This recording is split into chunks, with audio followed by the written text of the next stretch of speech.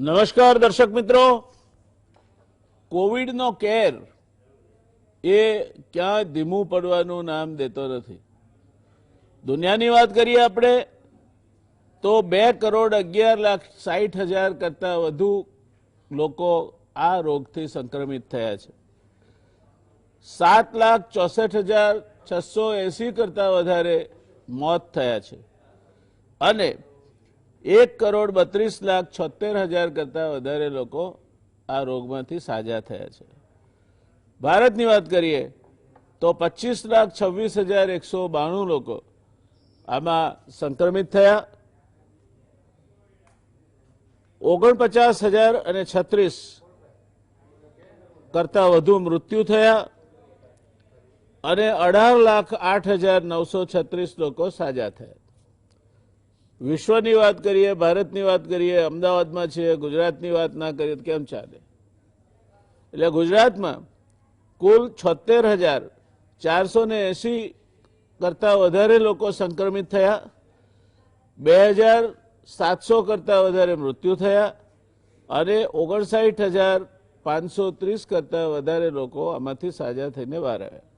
ભારત સરકારે હમણાં 2 દિવસ પહેલા જ જાહેર કર્યું છે કે આ રોગનો મૃત્યુ દર હવે 2% નીચે 1.96% જેટલો થયો છે. એટલે એની મારક શક્તિ ઘટી છે, પણ એ મારક શક્તિ ઘટી છે એની સાથે સાથે એની જે હજુ પણ પ્રસરવાની શક્તિ છે તે ઘટી નથી. 15 ઓગસ્ટના દિવસે 65,000 નવા કેસ અને 5 દિવસની ચલિત સરેરાશ 62,223 એ ભારતમાં છે. એનો અર્થ એ થાય છે કે હજુ પણ નિર્વિરોધ કોવિડ આપણા દેશમાં એનો પંજો ફેલાવી રહ્યો છે અને જે જરૂરિયાતો કોવિડથી બચવા માટેની જે સાવચેતીઓ અત્યાર સુધી નિષ્ણાતોએ આપણને કહી છે તે સાવચેતીઓ આપણે સંપૂર્ણ ચુસ્ત દુરસ્ત રીતે પાળવાની છે. એટલે આ પેલો અનલોક 1 અને અનલોક 2 ને એવું બધું થાય એ અર્થવ્યવસ્થા માટે થાય છે, એને કોવિડ સાથે કોઈ નિસ્બત નથી. એટલે અનલોક જેમ જેમ કરફ્યુ જતો રહ્યો, પહેલાં એમાં રિલેક્સેશન આવ્યું, પછી મોલમાં જવાની છૂટ મળી, રેસ્ટોરાં ખુલ્યા, બધું થયું, પણ એમાં એ જે સોશિયલ ડિસ્ટન્સિંગનો ક્રાઇટેરિયા છે એ જાળવવાનો છે.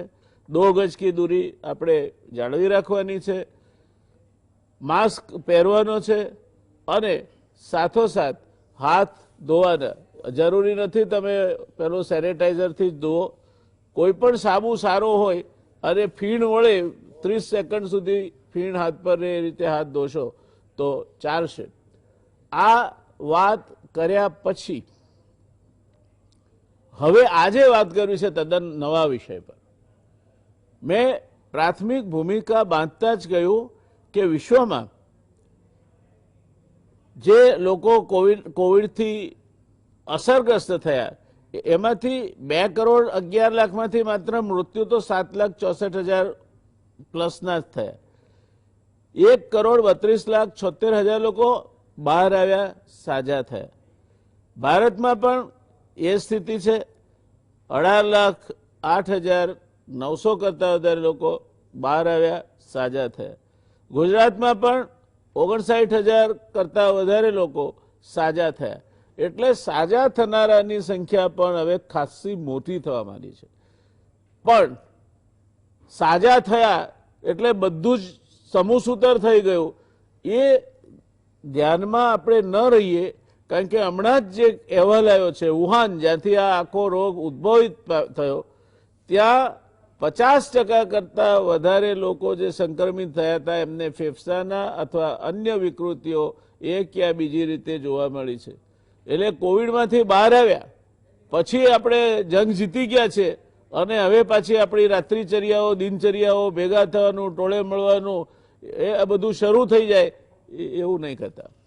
કોવિડમાંથી બહાર આવ્યા પછી પણ ખૂબ બધી કાળજી રાખવી પડે છે. અને એટલે આજે દર્શક મિત્રો ખાસ આપણે કદાચ ગુજરાત નહીં, રાષ્ટ્રીય ટેલિવિઝન ચેનલ પર પણ આ પ્રકારની ચર્ચા પહેલી વાર થાય છે કે જ્યારે આ ગજાના નિષ્ણાતો કોવિડમાંથી બહાર આવ્યા પછી તમારે શું કાળજી રાખવી એની વાત કરવાની. કોવિડની સારવાર, કોવિડ ના થાય માટેના પ્રતિબંધક ઉપાયો, એની ચર્ચાઓ ઘણી થઈ છે ને આપણે ગુજરાત સમાચાર ટેલિવિઝન પર તો ઘણી બધી વખત નિષ્ણાતોની સહાય લઈ અને વિષય તમારા પર સામે મૂક્યો છે. આજે આ સાવ નવો વિષય છે કે તમે કોવિડમાંથી બહાર આવી ગયા, અભિનંદન, પણ હજુ ઘણો બધો પડકાર ઝીલવાનો બાકી છે. આ વાત કરવા માટે આપણી પાસે આજે છે મારી બાજુમાં ડોક્ટર રાજેશભાઈ સોલંકી, પલ્મોનરી મેડિસિનના એ નિષ્ણાત છે, ટ્યુબરક્લોસિસના વૈશ્વિક કક્ષાના નિષ્ણાત છે અને સ્વાઇન ફ્લૂ વખતે મારા સાથી તરીકે ખૂબ જ મહત્વની કામગીરી બજાવવામાં રાજેશભાઈએ ભાગ લીધો હતો.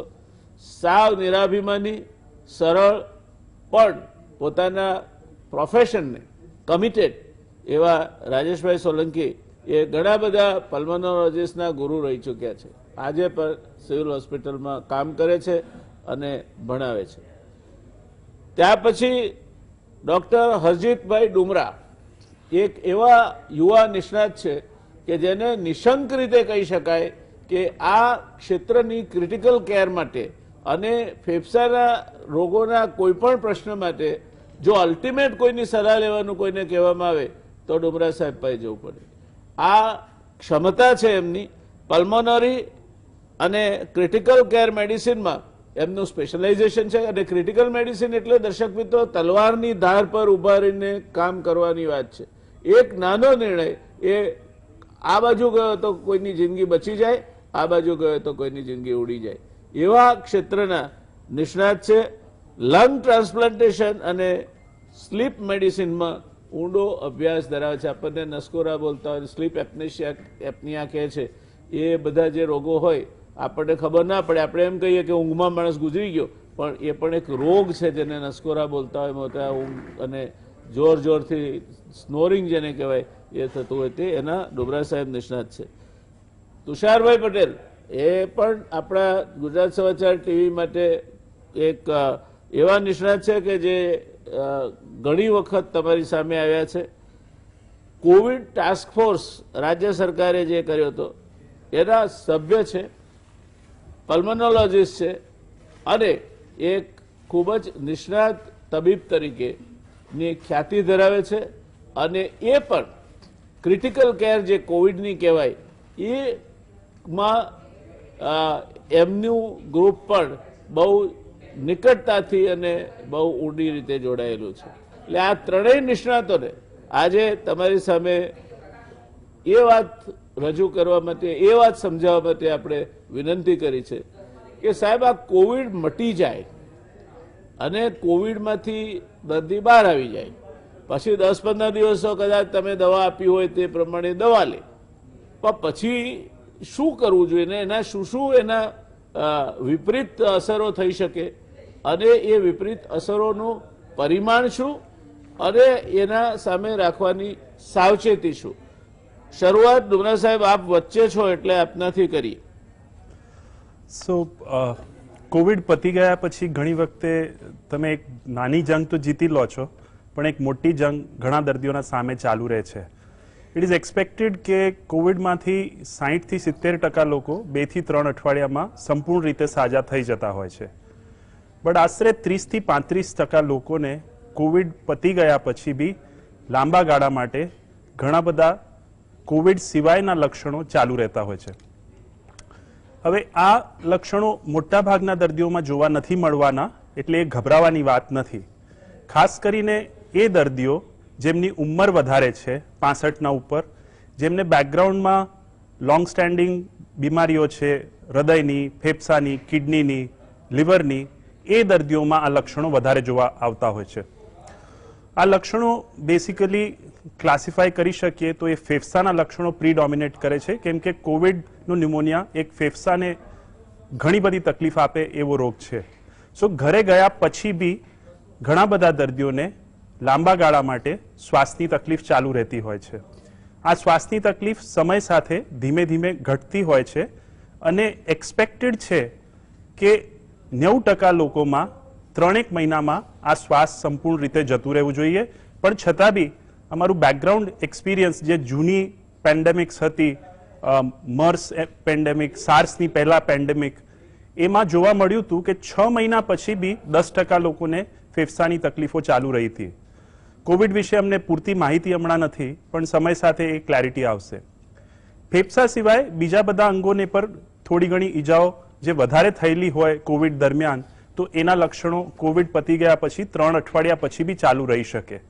એમાં ખાસ કરીને હેડેક, ચક્કર, બ્રેન ફોગ કહીએ એટલે તમે કોન્સન્ટ્રેટ ના કરી શકો, કન્ફ્યુઝ રહો, ડિસિઝન મેકિંગ તમારું નબળું પડી જાય, અને ખાસ કરીને વડીલ જે દર્દીઓ હોય એમાં આ જોવા મળે. હૃદયના લક્ષણો 3 અઠવાડિયા પછી થોડા ઘણા દર્દીઓમાં, ખાસ કરીને જેમને જૂની હૃદયની તકલીફો હોય, છાતીનો દુખાવો, ધબકારા અનિયમિત થવા, ખાસ કરીને સાયકિયાટ્રિક મેનિફેસ્ટેશન્સ, કોવિડ પતી ગયા પછી બી બીક, એન્ઝાયટી, કોવિડ પતી ગયા પછી post traumatic stress disorder commonly જોવા મળી રહ્યું છે. અને છેલ્લી વસ્તુ, કોવિડ પછીની નબળાઈ, થાક, અશક્તિ, એવા ઘણા બધા લક્ષણો જેનું અમને કારણ હજી નથી ખબર, એ લાંબા ગાળા માટે ચાલુ રહી છે. સો these are some of the symptoms જે 30-40% દર્દીઓમાં 3 અઠવાડિયા પછી બી ચાલુ રહી શકે છે. દર્શક મિત્રો, 30-40% દર્દીઓ એટલે ત્રીજા ભાગના, દર 3માંથી 1ને ડોમરા સાહેબે જે કહ્યા તે લક્ષણો ચાલુ રહી શકે. એમાં ફેફસાને લીધે શ્વાસની તકલીફ ને એવું થઈ શકે, મગજમાં તમે ભૂલી જાઓ, ખાસ કરીને ઉંમરલાયક માણસ હોય તો કિડનીના પ્રશ્નો થઈ શકે, માથાનો દુખાવો, ચક્કર આવવા, ધબકારા અનિયમિત થવા, અને સૌથી મોટી વાત એ બીક અથવા એન્ઝાયટી, આ બધી તકલીફો છે. એટલે કોવિડ મટી ગયો અને આપણે રાજા થઈ ગયા એવું ખાસ કરીને અમુક પ્રકારના દર્દીઓમાં તમારે માનવાની જરૂર નથી.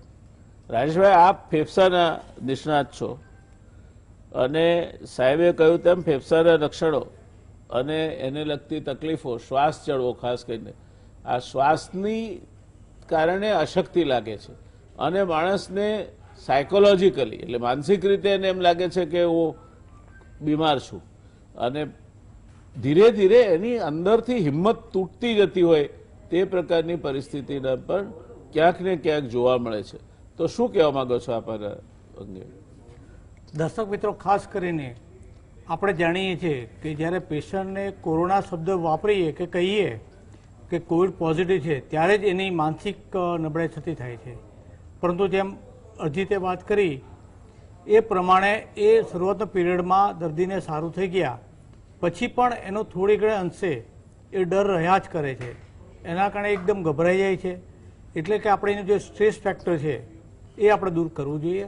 એના માટે ઘણા બધા પ્રયત્નો હોય, જેમ કે આપણે એને એકલા ના પડવા દઈએ, એનું માઇન્ડ ડાયવર્ટ કરી શકીએ, એને આપણે વ્યવસ્થિત રીતે સાંભળીએ, સલાહ આપીએ. એટલે જે કાઉન્સેલિંગ પાર્ટ કે છે એ બહુ જ અગત્યનો હોય છે અને એ કાઉન્સેલિંગ દ્વારા ધીમે ધીમે એમાં સમયમાંથી બહાર આવે છે.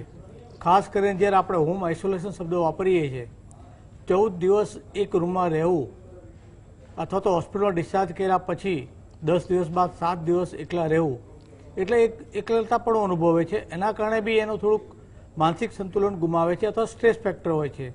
એટલે ખાસ કરીને જે મેન્ટલ સ્ટ્રેસ એના ઉપર આપણે બહુ જ ધ્યાન આપવું પડે અને ખાસ કરીને એના માટે આપણે કાઉન્સેલિંગ શબ્દ જે યુઝ છે એમાં એની વાત સાંભળી, ધ્યાન આપીએ, એનું માઇન્ડ ડાયવર્ટ થાય, એને બીજી બધી પ્રવૃત્તિમાં રસ લે, એ પ્રકારે એનું વર્તન કરી ધીમે ધીમે કદાચ 3-1 મહિનાની અંદર આપણે સંપૂર્ણ રીતે નોર્મલ લાવી શકીએ.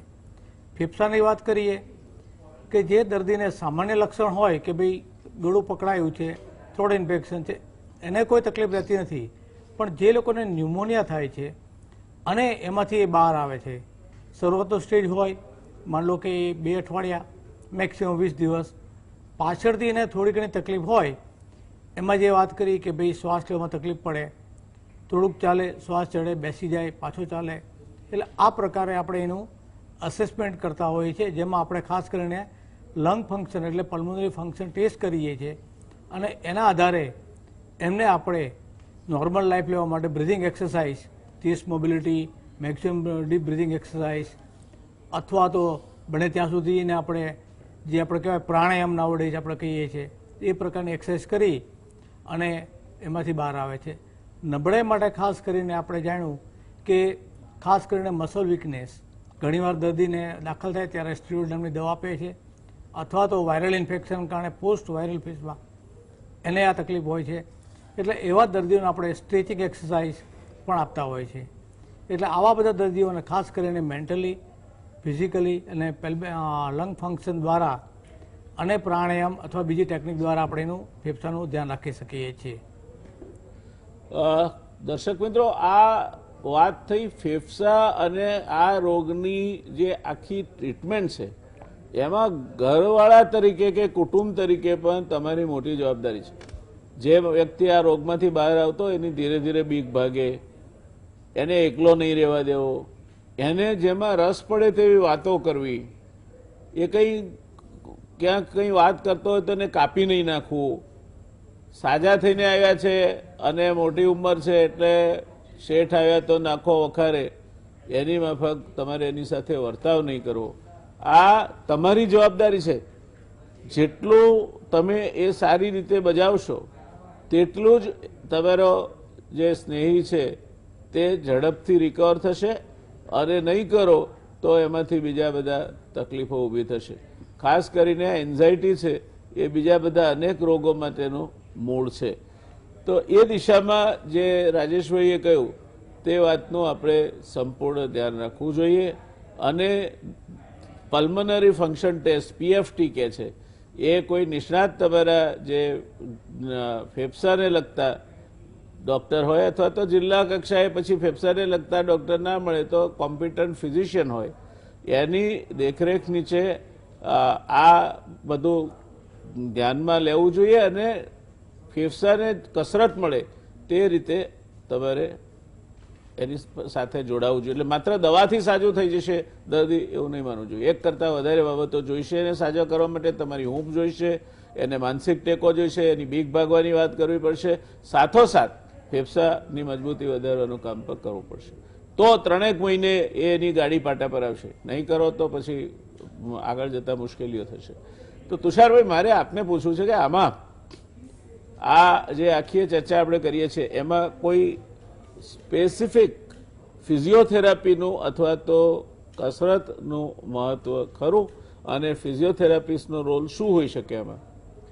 સાહેબ, આ જે આપણે જે અર્ચિતભાઈએ પણ વાત કરીને સોલંકી સાહેબે પણ વાત કરી કે આપણે જે પોસ્ટ જેમાં મોસ્ટલી જેને લંગ્સ ઇન્વોલ્વમેન્ટ થાય છે કે ફેફસાનું ઇન્વોલ્વમેન્ટ થાય છે એવા દર્દીઓને જ્યારે ઘરે મોકલવામાં આવે છે 15 દિવસ 20 દિવસ, ઘણા પેશન્ટો વેન્ટિલેટર ઉપર હોય, ઘણા ઓક્સિજન થેરાપી ઉપર હોય, એવા પેશન્ટોને જ્યારે ઘરે મોકલવામાં આવે છે અને ઘણા પેશન્ટનું એ વખતે પણ ઓક્સિજન લેવલ ઓછું પણ રહેતું હોય છે, 94-95 જેવું રહેતું હોય, એની સાથે પણ ઘરે મોકલવામાં આવે છે. ઘણા પેશન્ટને ઓક્સિજન સાથે પણ ઘરે મોકલવામાં આવે છે. એવા દર્દીઓને આ જે ફેફસાની કસરતનો ઘણો બધો રોલ રહેલો છે, જેને પલ્મોનરી રિહેબિલિટેશન્સ કહેવાય અમારી ભાષામાં. જેને પલ્મોનરી એટલે કે ફેફસાની મજબૂતાઈ માટેના જુદા જુદા ફિઝિયોથેરાપિસ્ટ આવે છે. એમાં તે સ્પેશિયલી કાર્ડિયોપલ્મોનોલોજીસ્ટ જે ફિઝિયોથેરાપી કરાવતા હોય છે એ લોકો આમાં જુદી જુદી પ્રકારની ફેફસાની કસરત કરાવતા હોય છે, જેમાં ફેફસાની કેપેસિટી વધે એ માટે એના અલગ અલગ ઇન્સ્ટ્રુમેન્ટ પણ આવે છે. જે સિમ્પલ આપણે જે અત્યારે દરેક જે કોરોનાના દર્દીઓ દાખલ થતા હોય છે અને જેને લંગ્સ ઇન્વોલ્વમેન્ટ થાય છે એને એક 3 બોલવાળું મશીન આપવામાં આવે છે અને જેનાથી બોલ ઉપર પકડી રાખવા, જેનાથી ઇન્સ્પિરેટરી અને એક્સપિરેટરી કેપેસિટી આપણી ફેફસાની મજબૂત થઈ શકે એ બોલનું મશીન હોય છે. સિમ્પલ આપણે જો એ બોલના મશીન પણ ના હોય તો આપણે બલૂન્સ પણ હોય છે સાહેબ. એ બલૂન્સને આપણા ઘરમાં હોય એને ફુગ્ગા મારે, બેઠા બેઠા ફૂંકો મારી શકાય. બીજું છે કે મીણબત્તી હોય એને વારે ઘડીએ ઓલવવાથી પણ આ જે ફેફસાની કસરતો થતી હોય છે. આ જે અલગ અલગ પ્રકારની ફેફસાની કસરત અને એના સાથે સાહેબ અગત્યનું સોલંકી સાહેબે પણ કીધું કે જે ફેફસાની જે આપણે કસરત હોય એમાં આપણે યોગ અને પ્રાણાયામનો સાહેબ બહુ જ મોટો રોલ રહેલો છે. જેમાં પ્રાણાયામમાં જે અલોમ વિલોમ, કપાલભાતી, ભ્રામરી જે અલગ અલગ પ્રાણાયામના પ્રકાર છે એનાથી ફેફસાની કેપેસિટી ઘણી બધી ઇમ્પ્રૂવ થતી હોય છે. આ સાથે સાથે જે નેતિ ક્રિયા છે સર, જલ ક્રિયા છે, એનાથી પણ થોડું આપણને ફેફસામાં થોડી ઇમ્પ્રુવમેન્ટ થતું હોય છે. એટલે આ અલગ અલગ પ્રકારના યોગાથી જેમાં ડિફરન્ટ ટાઈપના યોગા, જેમાં ચેસ્ટ સ્ટ્રેચિંગ યોગા થતા હોય છે, એનાથી પણ ફેફસાની કેપેસિટીમાં ઇમ્પ્રુવમેન્ટ થતી હોય છે સાહેબ. ટૂંકમાં દર્શક મિત્રો, આ ધમણ છે આપણી, ધમણ વેન્ટિલેટર નહીં, આપણા શરીરની ધમણ છે ફેફસા, એને આપણે મજબૂત કરવાના છે કોવિડ મટી ગયા પછી. અને એ મજબૂત કરવા માટે આ જે તુષારભાઈ સાહેબે મશીન કહ્યું એ 650 રૂપિયાનું આવે છે, રેસ્પિરોમીટર કહે છે. એ 3 બોલ આવે, એને ફૂંક મારીને અંદર લઈ જવાના, અને એની જે કસરત હોય સાહેબ બતાવે, તમારા પલ્મોનોલોજીસ્ટ એ પ્રમાણે કરવાની. તમને પોસાતું હોય તો મહિને એકાદ વખત પલ્મોનોલોજીસ્ટની મુલાકાત લેવાની, એનો જે ફેફસાની મજબૂતાઈ કેટલી છે તે જોવા માટેનો જે ટેસ્ટ છે, પીએફટી પલ્મોનરી ફંક્શન ટેસ્ટ, તે કરાવવાનો. અને નહીં તો ફુગ્ગા ફૂલાવાના. ફુગ્ગા ના હોય ઘરમાં, હવે તો આપણે ગેસ વાપરીએ છીએ, નહીં તો ભૂંગળી આપણે ચૂલો સળગાવવા માટે વાપરીએ છીએ, એમાં ફૂંક મારીને તમે કસરત કરી શકો. આ રીતે પણ ટૂંકમાં ફેફસાને આપણે મજબૂત કરવાના છે. અને એ ફેફસાને મજબૂત કરશો તો આ 3માંથી 1 જણને જે તકલીફ થાય છે, ડુમરા સાહેબે કહ્યું, તે તકલીફમાંથી તમે ઝડપથી બહાર નીકળી શકશો.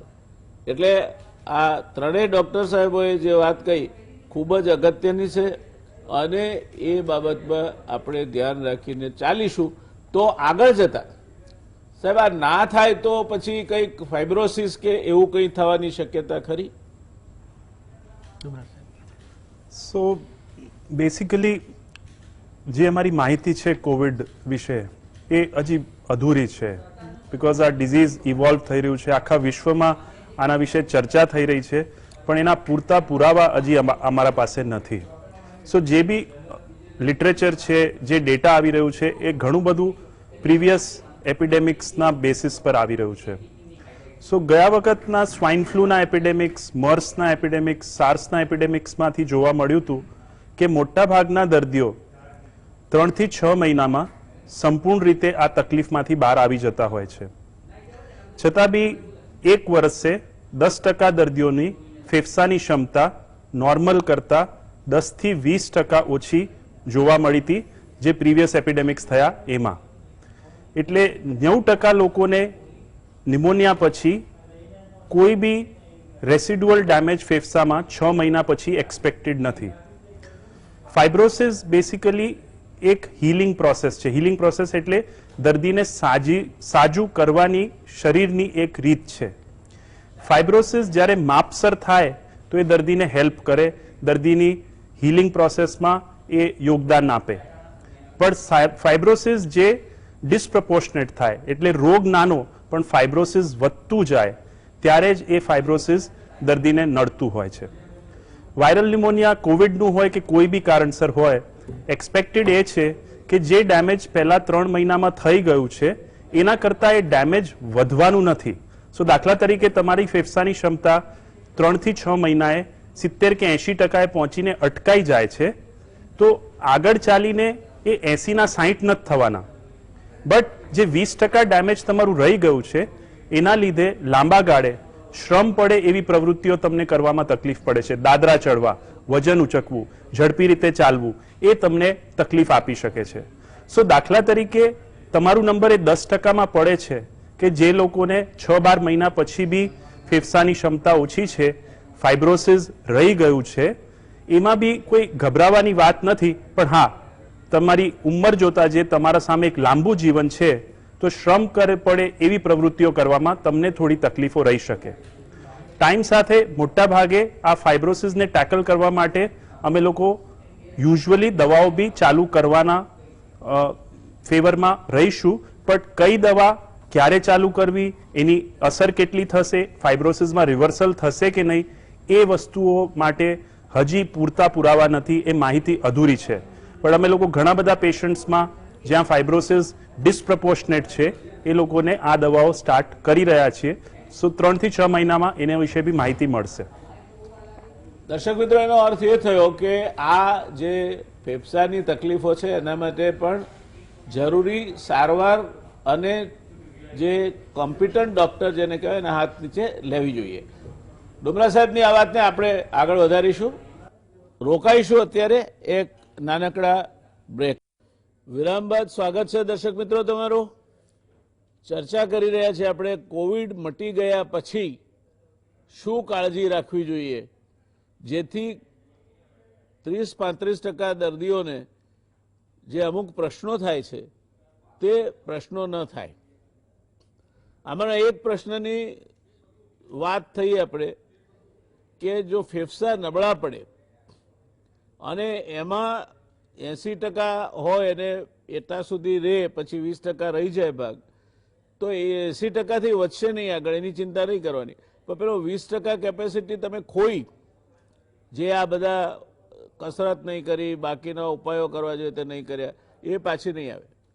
અને એટલે તમે દાદરો ચડશો કે કંઈ શ્રમવાળું કામ કરશો તો તમને હાંફ ચડશે. એટલે એનાથી તમારે દૂર રહેવું. આપણે જવું છે ડૉક્ટર રાજેશભાઈ સોલંકી પાસે કે આ હાંફ ચડે છે, ફેફસાની આ પ્રશ્ન છે, એને હૃદય સાથે કોઈ સંબંધ છે ખરો? સામાન્ય સંજોગોમાં જ્યારે આપણા દર્દીને કે હાફ ચડે છે એટલે કે બ્રિધિંગ ડિફિકલ્ટી થાય છે, એટલે એક તો ખાસ એનું સેચ્યુરેશન એ વખતે અટકી જાય છે અને એના શ્વાસના ક્રિયા જે કહીએ આપણે રેસ્પિરેટરી રેટ એ વધે છે અને એના કારણે હૃદયને બી થોડી તકલીફ પડે છે. એ આપણે સૌથી પહેલાં ખબર પડે કે એના હૃદયના ધબકારા પણ વધે, એટલે દર્દીને થોડીક તકલીફ એ પડે કે થોડીક નબળાઈ લાગે, ગભરાઈ જાય અને તરત બેસી જવું પડે. જો લાંબા ગાળાની વાત કરીએ, કોવિડ સિવાયની હું વાત કરું છું કે જે દર્દીને ફેફસાની તકલીફ હોય, ફાઇબ્રોસિસ હોય, એને ચોક્કસપણે હૃદય ઉપર થોડો ભાર પડતો હોય છે અને આવા દર્દીને લાંબા ગાળે 2 વર્ષના અંતે એને હૃદય ઉપર અસર થઈ અને જમણી બાજુ જે કહીએ આપણે રાઇટ વેન્ટ્રિકલ હાઇપરટ્રોફી કે અમારી ભાષામાં કહેવાય એ જોવા મળે છે. અરજીતે વાત કરી, જસ્ટ 4.5 મહિના થયા છે આપણને કોવિડ માટે, હજી સુધી આવા કોઈ કેસ આપણે જોવા મળ્યા નથી. અને દર્દીને જે ધ્યાન રાખીએ છીએ કે ભાઈ શ્વાસોશ્વાસની ક્રિયા નોર્મલ ચાલે, એના માટે જે આપણે ઉપાયો કરવાના છે એ ચાલુ રાખવાના. બીજી અગત્યની વાત એ છે કે જ્યારે કોઈ પણ દર્દીને આપણે પોસ્ટ કોવિડ સિક્વેલી કહીએ, ફાઇબ્રોસિસ હોય અથવા તો શ્વાસની તકલીફ હોય, તો એ જો ગરમ પાણીના કોગળા કરે અથવા તો નાસ લે તો એની શ્વાસ નળી ચોખ્ખી રહેશે, ક્લિયર રહેશે, જેથી એનું ફેફસામાં ઓક્સિજનનું પ્રમાણ એકદમ સારું રહેશે અને આવા દર્દીઓને હાંફ ચડવાની પ્રક્રિયા ધીમે ધીમે બંધ થઈ જશે, ઓછી થશે. સાથે સાથે તુષારભાઈએ કીધું એ પ્રમાણેની ઇન્સ્પિરેટરી કેપેસિટી આપણે વધારવાની છે, ચેસ્ટ મોબિલિટી રીમૂવમેન્ટ કરવાની છે અને શક્ય હોય તો જો નબળાઈ દૂર કરવા માટે આપણીની સ્ટ્રેચિંગ મસલ્સ એટલે કે નબળાઈ હોય, મસલ વીકનેસ હોય, એ પણ વસ્તુ કરીએ તો દર્દીને ચોક્કસપણે 3 મહિનાની અંદર સંપૂર્ણ રીતે નોર્મલ લાઈફ લેવાની શક્યતા રહે છે. Otherwise he has to compromise his quality of life. Tusharbhai, આપણે સામાન્ય રીતે કોઈ માણસને સજા કરીએ છીએ ત્યારે એને જેલમાં રાખીએ છીએ, એક આઇસોલેશન છે. અને માણસ માટે માણસથી છૂટા પડવું અને એકાંતમાં રહેવું એ સાધુ સંન્યાસીઓ માટે જુદી વાત છે, કારણ કે ઈશની આરાધના માટે એ એકાંતમાં એકાંત સેવે છે. પણ માણસ માટે એવું કહેવાય છે કે main is A social animal. એમાં બહેનો પણ આવી જાય એટલે કોઈ પાછો જેન્ડર બાયસથી ચિંતા કરવી નહીં. પણ એ એકાંતવાસ 14 દિવસનો હોમ ક્વોરન્ટાઇન હોય કે 7 દિવસનો હોસ્પિટલમાંથી આવ્યા પછી ક્વોરન્ટાઇન હોય, અને એ દરમિયાન જે પ્રક્રિયાઓ થતી હોય છે એમાંથી આપણે સરળતાથી દર્દીને બહાર કાઢવા માટે શું કાળજી રાખવી અને શું પ્રિકોશન એટલે કે આપણે એ આગોતરી જેને કહેવાય કે કેર, આગોતરી આપણે દરકાર કરવાના પગલાં લેવા? સૌથી પહેલા સાહેબ જે આપણે જે કોઈ પણ દર્દીને જે હોમ ક્વોરન્ટાઇન છે કે 14 દિવસ માટે જે ક્વોરન્ટાઇન છે અથવા જે ટ્રીટમેન્ટ લઈને 7 દિવસ માટે જે ઘરમાં ક્વોરન્ટાઇન છે એવા દર્દીને સૌથી પહેલાં તો એ આઇસોલેટ રૂમમાં જ હોય છે. એને ફ્રિકવન્ટલી કોઈ પણ બીજા આપણા જે કોઈ પણ ઘરના વ્યક્તિ હોય તેને મળવાની કોશિશ નહીં કરવાની અને એને આઇસોલેટ રહેવું જરૂરી છે. એની જે કોઈ પણ ક્રિયા છે કે સેપરેટ આપણે જેમ આઇસોલેશનમાં હોમ આઇસોલેશનમાં આપણે જોતા હોઈએ કે ઘરે સેપરેટ બાથરૂમ ને એ બધી વ્યવસ્થા રાખવી જોઈએ. હવે એ દર્દીએ જ્યારે એને શું પોતાનું ધ્યાન રાખવું જોઈએ કે જે પોતાની દૈનિક ક્રિયાઓ છે એ દૈનિક ક્રિયાઓમાં થોડો ઘરમાં તો ઘર જો નાનું હોય કે એ રીતના હોય કાં તો ઘરમાં એ જગ્યા હોય ઇનફ તો એ પોતે ડેલી વોક કરવું જોઈએ કે જેને ઘરમાં વોકિંગથી પણ થોડું એને થાય. બીજી બ્રિથિંગ એક્સરસાઇઝ કરવી જોઈએ અને જે ડૉક્ટરે બતાવી છે એ ઘણા લોકોને કારણ કે સાહેબ જે આ એલ્ડરલી પેશન્ટ હોય છે એ બધાને દવાઓ ઘણી લાંબી સમય સુધી આપતા હોય છે, ડિસ્પ્રિન એ પ્રકારની ગોળીઓ આપતા હોય છે. એટલે એ જે ડૉક્ટરે કીધી હોય એ પ્રકારની દવાઓ રેગ્યુલર સવાર અને સાંજ જે પણ ટાઈમે આપવાની હોય એ લેવી જોઈએ. વધતા બ્રિથિંગ એક્સરસાઇઝ કરતા રહેવા જોઈએ અને જે આપણે અગાઉ પણ વાત કરી કે સાહેબ રેસ્પિરેટર્સને એ જે આપણે ઇન્સ્પિરેટરી આ જે સ્પાયરોમીટર્સ છે એનાથી કસરત કારણ કે જેને નિમોનિયા થયો હોય ફેફસાની નબળાઈ થઈ હોય એ લોકોએ એનું એ ધ્યાન રાખવું જોઈએ. વધતા ખોરાકમાં સાહેબ ધ્યાન રાખવું જોઈએ કે ખોરાક એ સારો ખોરાક કે જે હેલ્ધી ફૂડ જ લેતા જ હોય છે પણ ખોરાકમાં જ્યારે પ્રોટીન્સનું કારણ કે મસલ્સને એના ઉપર પ્રોબ્લેમ થતો હોય છે એટલે સારો હાઈ પ્રોટીન ડાયટ, મિલ્ક વધારે કારણ કે કેલ્શિયમ્સની પણ થોડી ઉણપ તો હોતી હોય છે મોટાભાગના પેશન્ટ્સોમાં તો કેલ્શિયમ્સની વધારે એટલે મિલ્ક વધારે લેવું જોઈએ, ખોરાક સારો લેવો જોઈએ, કસરત કરવી જોઈએ. અને બીજું છે કે આવા દર્દીઓએ જે પોતાનું ઊંઘ બરાબર આવે તેનું પણ ખૂબ ધ્યાન રાખવું જોઈએ કારણ કે જો ઊંઘ બરાબર નહીં આવે તો પણ એનો પ્રોબ્લેમ થશે. એટલે રાત્રે પ્રોપર ટાઈમે એને સૂઈ જવું જોઈએ અને એને જો અત્યારે કારણ કે આ કોવિડ એરામાં થોડું જો ઊંઘની તકલીફ હોય કે એ થાય તો ડૉક્ટરની સલાહ મુજબ એની પિલ્સ લઈ અને ઊંઘ લેવી જોઈએ જેનાથી પ્રોપરલી ઊંઘ આવશે તો તેને દિવસ પણ સારો જશે. બીજું સાહેબ કે બીજી ક્રિયાઓ જે છે કે જેને કોઈ પણ પોતાનો શોખ હોય એ શોખની ક્રિયાઓ કરવા ઘણા સાહેબ અમારા પેશન્ટો છે કે સાહેબ મને હું હોમ આઇસોલેશનમાં છું પેઇન્ટિંગ કરી શકું, પેઇન્ટિંગ્સની ક્રિયા કરતો હોય તો એમાં કોઈને સંક્રમણ થવાની ચાન્સીસ નથી. મ્યુઝિક સાંભળી શકે, મ્યુઝિક વગાડતા હોય તો મ્યુઝિક એટલે કે જે પોતાની હોબીઝ હોય એ આઇસોલેશનમાં એ પોતે કરી શકે. અને ત્રીજી સાહેબ કે લોંગ ટર્મ કે આપણે લાંબા સમયે શું કરવું જોઈએ તો કસરત તો કરવી જ જોઈએ પણ આવા દર્દીઓને જે અત્યારે કોમન બે વસ્તુનું ધ્યાન રાખવું જોઈએ કે ફરીથી બીજા પ્રકારના નિમોનિયા કે અત્યારે સાહેબ ફ્લૂ પણ હવે આ સિઝનમાં કોમન જોવા મળે કે સ્વાઇન ફ્લૂ કે કોઈ પ્રકારના એવા ફ્લૂ પણ ના થાય તો એને ફ્લૂનો શોટ વેક્સિન લઈ લેવી જોઈએ, રસી લઈ લેવી જોઈએ. આ બધું કરવું જોઈએ સર. ધન્યવાદ. દર્શક મિત્રો, એટલે એક વખતે થયું હોય એટલે બીજું નહીં થાય એવું નહીં માની લેવાનું. અત્યારે એક વખત કોવિડ થઈ ગયો, બીજું કંઈ થાય ફ્લૂ તો અત્યારે ફ્લૂની રસી આવે છે. રસી અપાવી જ દેવાની અને દર વર્ષે અપાવવાની. એટલે અમુક કાળજી તો આપણે પ્રિવેન્ટિવ કેર તરીકે રાખવી જોઈએ. આપણે આપણી જાતનું ધ્યાન ન રાખીએ તો બીજો કોઈ રાખશે એમ માનીને ચાલવાની જરૂર નથી. બીજું 40 વર્ષ પછી, આ તો સાહેબે તો અત્યારે કોવિડના સંદર્ભમાં કહ્યું, પણ તમારી ઉંમર 40 વર્ષ થઈ જાય પછી તમે તમારી જાત સાથે જીવવાની ટેવ પાડો. જો એ ટેવ નહીં પાડી હોય તો ક્યારે ને ક્યારેક જીવનના કોઈ તબક્કે તમે બહુ મોટી મુશ્કેલીમાં મુકાશો. એટલે 40 વર્ષની ઉંમર થઈ જાય પછી આપણે 40 વર્ષ સુધી આપણા કોન્ટેક્ટ વધતા જાય છે.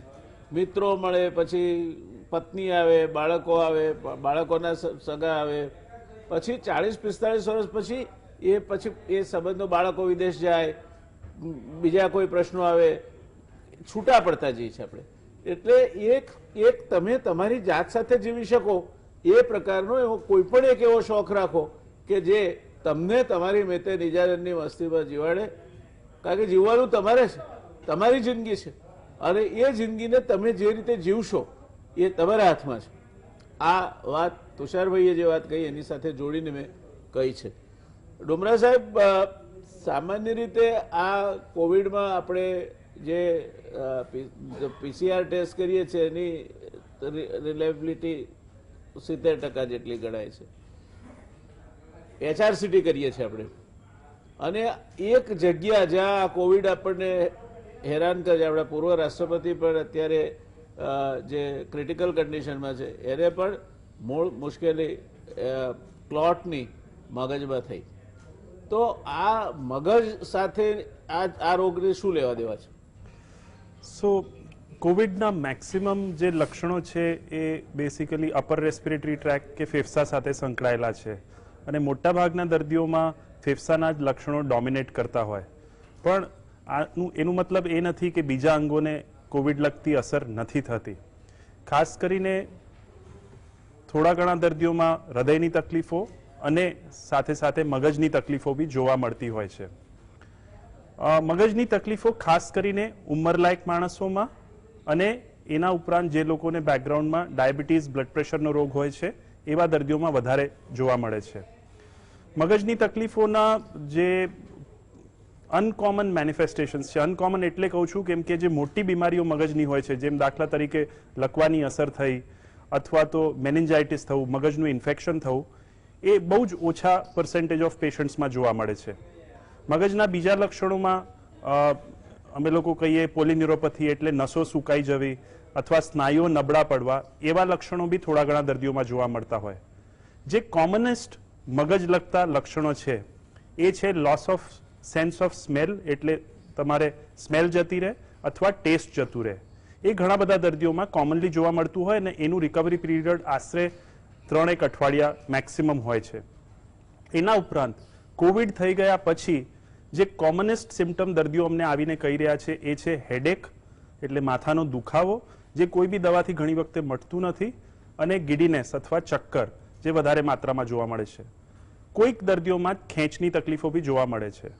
હવે આ બધા લક્ષણો થવાનું કારણ જે છે એ 2 પ્રકારના હોઈ શકે. એક, જે વાયરસ છે એ ડાયરેક્ટલી મગજને અસર કરે ને એના લગતા મગજના લક્ષણો આવે, અથવા તો લાંબા ગાળે જે બોડીની પોતાની ઇમ્યુનિટી છે, રોગ પ્રતિકારક શક્તિ, એ વાયરસને કાબુ કરવા માટે જ્યારે વધે તો એના લીધે બી શરીરને મગજમાં ડેમેજ થઈ શકે અને એના લગતા લક્ષણો લકવાની અસર અથવા સ્નાયુઓની નબળાઈ અથવા મેનિન્જાઇટિસના રૂપમાં જોવા મળી શકે. બટ આ વસ્તુઓ જે છે બહુ જ ઓછા દર્દીઓમાં જોવા મળે છે. ખાસ કરીને અમે લોકો જ્યારે ટ્રીટમેન્ટ આપતા હોઈએ ત્યારે લોહીની નસોમાં જે મગજને સપ્લાય કરતી હોય, લોહી ગંઠાઈ ના જાય એવી દવાઓ વાપરતા જ હોઈએ છીએ. અને ઘણા બધા દર્દીઓને એ દવાઓ રજા આપ્યા પછી બી ઘરે જઈને લેવાની સલાહ હોય છે. એટલે જસ્ટ બીકોઝ કે આ લક્ષણો આવી શકે એનું મતલબ એ નથી કે ઘરે જશો તો એની બીક રાખશો, કેમ કે સાથે સાથે એની દવાઓ બી ચાલુ જ રાખવામાં આવે છે. દર્શક મિત્રો, આ ખૂબ અગત્યની વાત કહી સાહેબે, જો તમે ધ્યાન આપ્યું હોય તો. લોહી પાતળું થવાની દવા, જેના કારણે મગજમાં કોઈ તકલીફ ઊભી ના થાય, એ તમને સારું લાગે ને હવે તો કંઈ છે નહીં ને તકલીફ નથી થતી ને મને તો હવે બરાબર સ્મેલ પણ આવે છે અને માથું નથી દુખતું ને આપણે બંધ કરી દઈએ, મહેરબાની કરીને નહીં કરતા. જ્યાં સુધી તમારા ડૉક્ટર તમને ના કહે કે હવે તમને આ દવા લેવાની જરૂર નથી, ત્યાં સુધી આ દવાઓ લગભગ કાયમી ધોરણે લેવાની હોય છે, એટલે લાંબા સમય સુધી લેવાની હોય છે. એટલે લોહી પાતળું થવાની દવા જે તમને તમારા ડૉક્ટર સાહેબે આપી હોય એ દવા ક્યારેય તમારી મેતે સારું લાગે છે એમ કરીને બંધ નહીં કરી દેતા. જો કરી દેશો તો એ તમને જ જોખમકારક પુરવાર થશે. હા, સિવાય કે તમારે કોઈ સર્જરી કરાવવાની હોય અથવા તો એવું કોઈ કારણ હોય કે એમાં તમને તમારા ફિઝિશિયન કહેશે કે તમે 2 દિવસ માટે 2 દિવસ પહેલા આ દવા બંધ કરી, દાખલા તરીકે મોતિયો ઉતરાવો તમારે, દાળ ખેંચાય છે, નાની નાની પ્રોસિજરની વાત કરું છું, તો એ 2 દિવસ તમને બંધ રખાવશે. એમાં કંઈ વાંધો નહીં, 2 દિવસ બંધ રાખી અને પછી પાછું એ પતી જાય પ્રોસિજર, એના 1 દિવસ પછી પાછું ચાલુ કરી દેવાનું. પણ એ તમારા ડૉક્ટર કે તે પ્રમાણે કરવાનું, તમારે મિત્ર નહીં કરવાનું. એટલે આ ખૂબ જ અગત્યની વાત ડુમરા સાહેબે કહી છે કે જે મગજને અસર કરતા બાબતના, મગજ એ એવી બંધ પેટી છે કે એને જ્યાં સુધી ના ખોલવી પડે કે એની સાથે ચેડા ના કરવા પડે ત્યાં સુધી સૌથી વધારે સારું. એટલે કિડની છે, લીવર છે, હાર્ટ છે, બ્રેઇન છે અને ફેફસા છે, આની સાથે બહુ આપણે જ્યાં સુધી એની સાથે કોઈ કન્ફ્રન્ટેશનમાં અથવા તો સંગ્રામમાં ન ઉતરવું પડે ત્યાં સુધી એ સારું. રાજેશભાઈ, એક અસર થાય છે, ઘણા બધા જે કોવિડના દર્દીઓને ડાયાલિસિસ પર મૂકવામાં આવે છે અને કિડની પર એની અસર થતી જોવા મળે છે. તો પોસ્ટ કોવિડ તો આ બધું રિપેર થઈ જાય, પછી શું કાળજી રાખવાની? આપ શું જાણો છો કે કોવિડમાં ખાલી એકલા ફેફસા અને હૃદય અથવા તો જે લોહી નળીઓમાં ડીએસી આપણે કહીએ એ નથી, પણ ઘણા દર્દીઓને કિડની ઉપર સોજો એટલે એક્યુટ રિનલ ઇન્જરી એ પ્રકારનું જોવા મળે છે. અને એમાં ખાસ કરીને જો પેશન્ટને ડાયાબિટીસ હોય ત્યારે આપણે આ તકલીફ વધારે જણાય છે, કારણ કે ડાયાબિટીસના કારણે પ્રોબ્લેમ છે કે વાયરસના કારણે છે એ બહુ જ મુશ્કેલી હોય છે.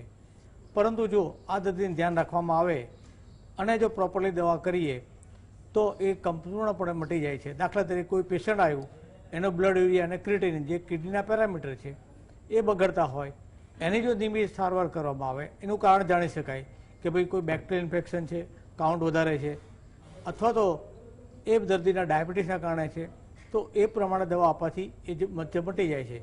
પરંતુ આ જે સમયગાળો છે એ પેશન્ટને રજા આપ્યા બાદ ઓછામાં ઓછા 15 થી 30 દિવસની વચ્ચે જોવા મળે છે. અને એ વખતે આપણે જો વાયરસનું કારણ હશે તો ચોક્કસપણે કહીશ કે એ આવનારા બીજા 15 દિવસમાં એટલે કે 1.5 મહિને 45 દિવસે પેશન્ટ સંપૂર્ણ સાજો થઈ જશે. પણ અન્ય કારણોસર માની લો કે ડાયાબિટીસ, હાઇપરટેન્શન એના કારણે હોય તો ધીરે ધીરે આની દવા લંબાશે અને એના માટે કન્સર્ન સ્પેશિયાલિસ્ટને બતાવી અને એની સારવાર કરવી બહુ જરૂર છે કે ભાઈ ડાયાબિટીસના કારણે નેફ્રોપેથી નથી એ બધું જોવું પડે. પણ જ્યારે એક્યુટ ડેવલપમેન્ટ થાય પોસ્ટ કોવિડ ત્યારે આવા દર્દીને આપણે કાળજીથી સારવાર કરીએ તો ચોક્કસપણે મટી શકે છે. ધન્યવાદ. દર્શક મિત્રો, તમે એક જો ધ્યાનથી આ ચર્ચા સાંભળતા હો તો આપણા ત્રણેય નિષ્ણાત ડોક્ટર સાહેબોએ એક શબ્દ વારંવાર વાપર્યો, ત્રણેયમાં એક શબ્દ ત્રણેય વાપર્યો છે અને એ શબ્દ છે ડાયાબિટીસ. ડાયાબિટીસ એક એવો રોગ છે કે જેનાથી તાત્કાલિક કોઈ મરી જતું નથી, પણ દુનિયામાં દર 30 સેકન્ડે એક માણસનો પગ કાપવો પડે છે ગેંગ્રેનના કારણે. આ ડાયાબિટીસથી થાય છે. આંખ પર અંધાપો આવે એ ડાયાબિટીસથી થાય છે. અને આ કિડનીને નુકસાન કરે છે તે પર ડાયાબિટીસ નુકસાન કરે છે. એટલે આ ડાયાબિટીસમાં આપણા ત્યાં કેવી ટેન્ડન્સી હોય છે કે જમવા બેઠા છીએ, બાજુમાં દોસ્તાર બેઠો હોય તો આગ્રહ કરીને, અમારા ભૂદેવોમાં તો એક લાડુ વધારે ખવડાવે, કેરીની સિઝન હોય તો કે તું તારે 1-2 વાટકા પી જા, આજે ઇન્સ્યુલિન થોડું વધારે, જ્યાં કશું જ ના થાય.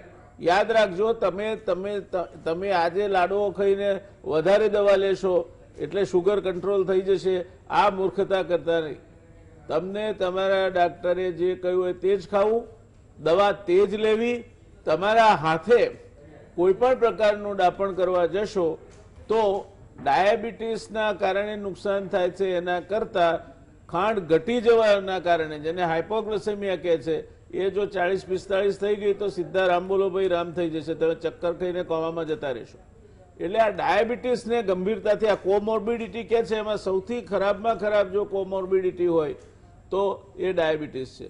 દરેક જગ્યાએ તમને નડે એવો રોગ જો કોઈ હોય તો એ ડાયાબિટીસ છે. માટે ડાયાબિટીસ બાબતમાં સાવધાન રહેજો.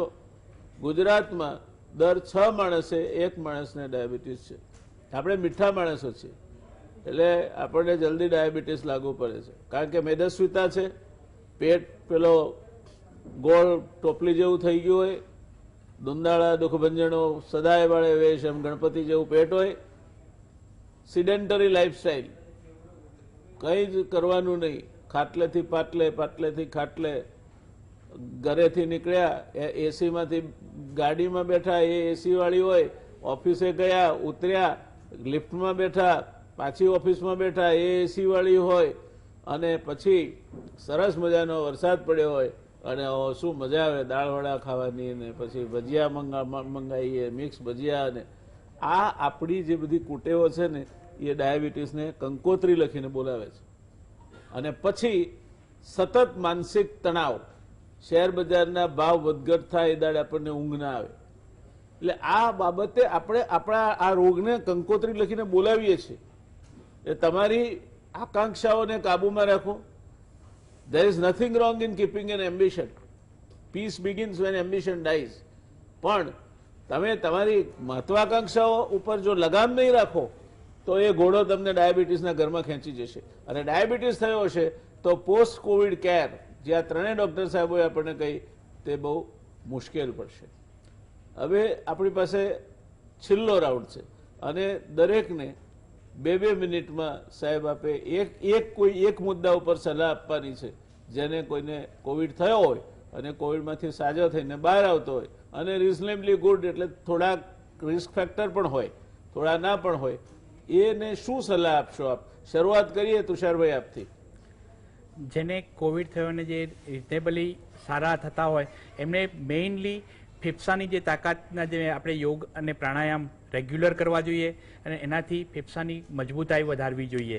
જેનાથી કારણ કે કોવિડના કારણે જે ફેફસામાં લિટલ બીટ ડેમેજ કોઈ પણ કોવિડ પેશન્ટને ભલે આપણે એક્સરેમાં નિમોનિયા ના દેખાયો હોય પણ એ એક્સરે થોડું ફેફસાને તો ડેમેજ કરતું જ હોય કોવિડમાં.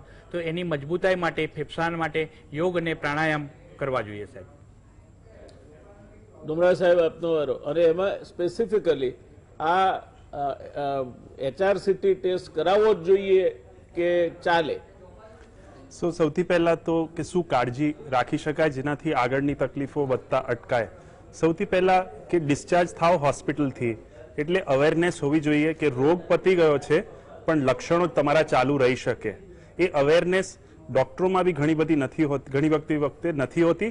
એટલે રજા આપતા વખતે આ દર્દીને સમજાવવું જરૂરી છે કે તમારો રોગ ઘરે ગયા પછી બી સાધારણ માત્રામાં તમને આડે આવી શકે. બીજું, રજા આપતા વખતે અમે લોકો દર્દીઓને સ્ક્રીન કરતા હોઈએ કે કયા દર્દીઓને ઘરે ગયા પછી તકલીફો થવાની શક્યતા છે. ઉંમરલાયક માણસો, બીજા રોગ સાથે સંકળાયેલા હોય એવા દર્દીઓ, અથવા તો કે જે દર્દીને વધારે માત્રામાં હોસ્પિટલમાં સ્ટે થયું હોય, સિવિયર નિમોનિયા થયું હોય, એ દર્દીઓને ખાસ કાળજી રાખવી. ત્રીજી વસ્તુ, મેડિસિન ઓપ્ટિમાઇઝેશન. એનું મતલબ શું? જ્યારે તમે હોસ્પિટલ જશો તો જે ઘરેથી તમે કદાચ કોઈ દવાઓ લેતા હશો, બ્લડ પ્રેશરની, ડાયાબિટીસની, ખેંચની, હૃદયની, કિડનીની, એ દવાઓ બદલવામાં આવે છે કેમ કે ત્યાં તકલીફો બદલાઈ જતી હોય.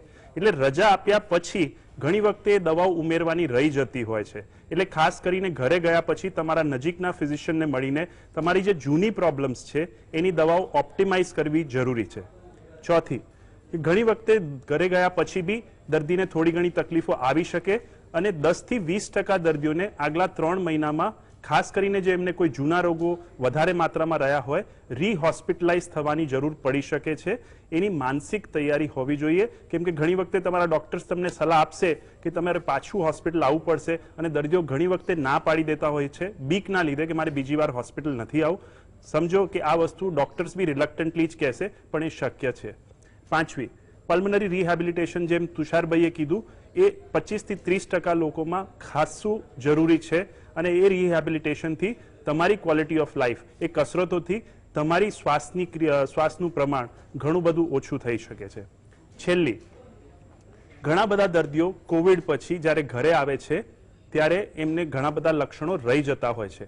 હવે ખાસ કરીને એમાં 80 થી વધારે ઉંમરના લોકો અથવા એવા દર્દીઓ જે સિવિયર ડિઝીઝ સાથે બેસિકલી તકલીફમાં છે, દાખલા તરીકે વધારે માત્રામાં ફેફસાની તકલીફો, વધારે માત્રામાં હૃદયની તકલીફો, કોઈને જૂની લકવાની અસર થયેલી છે, એ દર્દીઓમાં ફેમિલી વચ્ચે એક ડિસ્કશન થવું જરૂરી છે કે દાખલા તરીકે આ દર્દીને નવી કોઈ તકલીફ થશે તો અમે પાછા હોસ્પિટલ જઈશું કે ઘરે જ એની સારવાર કરીશું. એવા ડિસિશન્સ પહેલાથી ઘરે લઈ લેવા સારા, કેમ કે છેલ્લી ઘડીએ નિર્ણય લેવું કે ઓચિંતું હોસ્પિટલ દોડવું પડે, ઘણી વખતે એ નિર્ણયો નથી લેવાતા અને ઉંમરલાયક દર્દીઓ એના પછી હોસ્પિટલ જઈને બહુ લાંબા સમય માટે હેરાન બી થતા હોય છે. આ આપણા દેશમાં પ્રચલિત નથી પણ આ થવું જોઈએ. સો આ થોડી ઘણી સલાહો કોવિડ લગતા ડિસ્ચાર્જ પછીની. જે તમે પ્રશ્ન પૂછ્યો સીટી સ્કેનનું, એ જરૂરી છે કે નહીં? પહેલી વસ્તુ, ઓલરેડી ઘણા બધા દર્દીઓ સીટી સ્કેન્સ પહેલા દિવસે, બીજા દિવસે બીકમાં કરાવી રહ્યા છે કે કદાચ અમને નિમોનિયા વધારે માત્રામાં હશે તો અમારી તબિયત કદાચ એટલી ખરાબ થઈ જશે કે અમે પાછળથી બહુ હેરાન થઈશું, જાનનો જોખમ હશે. એ બીક ખોટી છે. સો ડોક્ટરની સલાહ વગર સીટી સ્કેન મહેરબાની કરીને શરૂઆતના દિવસોમાં ના કરાવતા. બિલકુલ. છેલ્લી વસ્તુ કે ઘરે આવ્યા પછી તમને કોવિડના નિમોનિયાના ડાઘા એક્સરેમાં ઓછામાં ઓછા 2 થી 3 મહિના રહેશે.